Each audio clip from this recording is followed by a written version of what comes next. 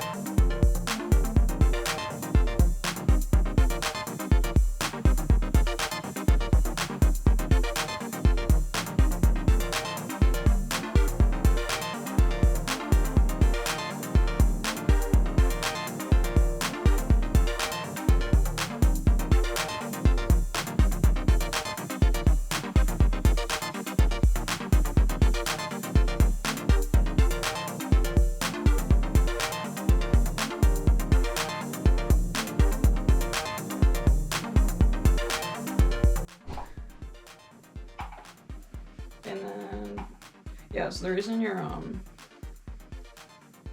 grinding it is obviously just to get like the shapes to fit as closely as possible, but like also when you foil it, which it's just like copper foil tape, like you're running your fingers along those edges, and you want your fingers to be good too. And smooth glass is better than shardy glass.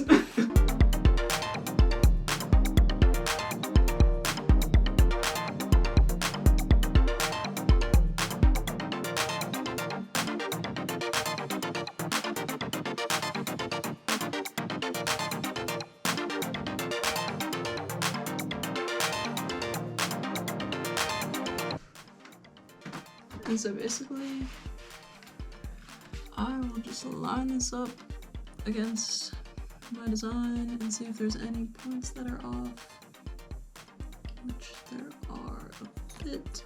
But yeah, I still got a good bit of this bottom strip to get off.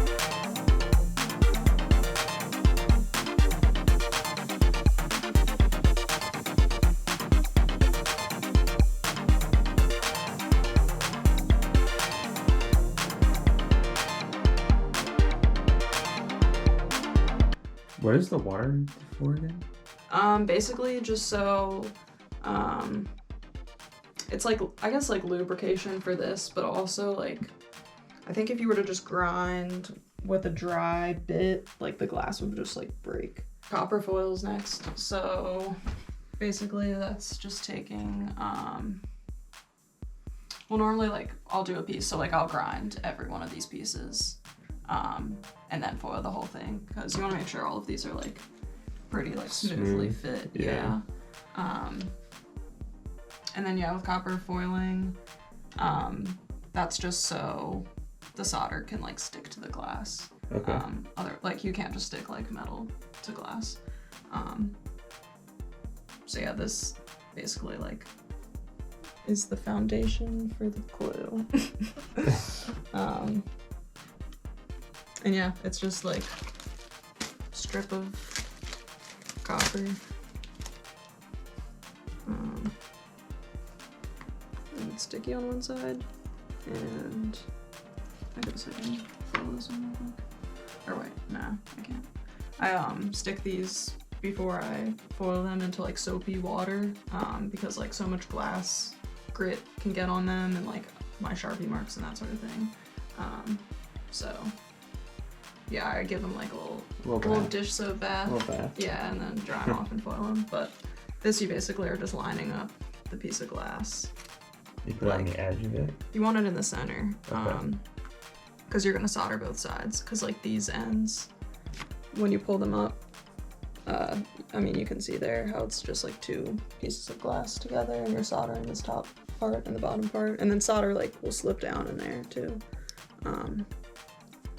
But yeah, you just do this around the whole piece. In this case, like if I'm gonna use cane, you don't have to foil the outer edge of these pieces. Oh, because you're using this. Yeah. Border. Yeah. And then, so this is like copper. How do you get the? Are they just different colors of? Yeah. The foil. Not the foil. So after the foil, you use solder. You basically heat it up and melt it on this, and with like the right temperature, it heats up and dries, and well, it melts and dries like really fast. But yeah, so you put on like some I can probably solder this one tonight. Sure. I mean, only if you like need to, or I mean, I need to eventually, but yeah, it's a lot easier because like I don't have to solder the edges. I just go like bloop bloop once this frame's on, and these lines are pretty easy. Nice. But yeah, so like you put some of this on before you solder. What is it? And it's flux, and it's like a really toxic chemical.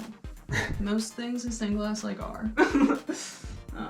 Like it's either glass shards or like toxic chemicals or toxic metals. It's a dangerous hobby. Yeah. I mean, if you use the right tools, it's not. Like I just got a like a fume mask, I guess, for like sick. just to keep like solder fumes out because those are not good to breathe in. But yeah, so you'll put flux on here, which lets the solder and the copper foil bind more easily. I'm not sure of all the like chemical properties. I should look them up though, because they're interesting. And then yeah, you just solder, and once the piece is completely soldered, like all the metal beads are beaded and nice and smooth and stuff, you just scrub it with dish soap in the sink. I use like a really like thick, like strong, bristly like scrub brush thing. Like it's painful, like the cleaning process, like my arm is so sore after like cleaning a piece. Wow. Yeah. And yeah, so you scrub them basically to get all the like flux residue off, so there's no like buildup or whatever once the piece is clean, and you need to get as much of that off for the like patina for the colors to stick. And that's, yeah, so you basically scrub it, then you polish it, which like polishing a piece, I use like these white rags, and like by the end it'll be like black. Like there's so much black all over it because it's like getting all this like flux residue off. So yeah, just so polish it, and then I'll go over it with sometimes these patinas, which are just chemical reactions with the solder. One's copper, one's black. I think they make a green one, kind of like, you know, like Statue of Liberty, like greenish copper. Like pieces will move around a little bit. So yeah, this just helps me keep them where I want them. Good old tape. Yeah, I use so much tape in stained glass, honestly.